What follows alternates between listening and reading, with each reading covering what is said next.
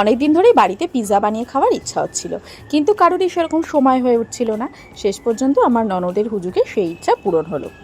কিনে নিয়ে আসা হয়েছিল পিৎজা ব্রেড, তার সাথে জোগাড় করে নেওয়া হলো ক্যাপসিকাম, পেঁয়াজ। তারপরে প্রথমে ব্রেডটাকে একটা ফর্ক দিয়ে ফুটো করে নেওয়া হলো, যাতে মশলাগুলো ভালো মতো ভেতর অবধি যায়। আর তার উল্টো দিকে ভালো করে বাটার লাগিয়ে নেওয়া হলো।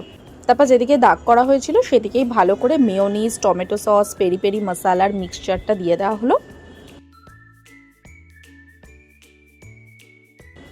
তার উপরে সাজিয়ে দেওয়া হলো চিকেনটাকে আগে তোমাদের মতো করে রেডি করে নিও।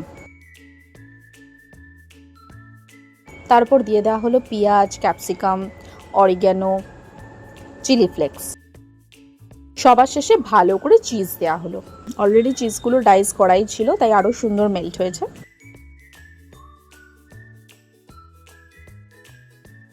তারপরে এয়ার ফ্রায়ারে আগে একটু বাটার স্প্রেড করে নেওয়া হলো, যাতে তলায় লেগে না যায়।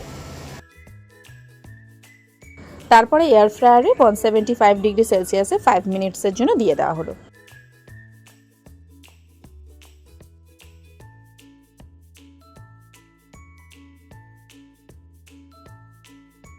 নির্দিষ্ট সময় বার করে নিয়ে তৈরি হয়ে গেল ঘরের তৈরি সুন্দর পিৎজা। যদিও একদমই মনে হয়নি যে ঘরের তৈরি, খেতে দারুণ হয়েছিল। তোমরাও ঝটপট বাড়িতে বানিয়ে ফেলো, আর যদি কেউ অন্যভাবে বাড়িতে বানিয়ে থাকো তাহলে সেই রেসিপিটাও শেয়ার করো।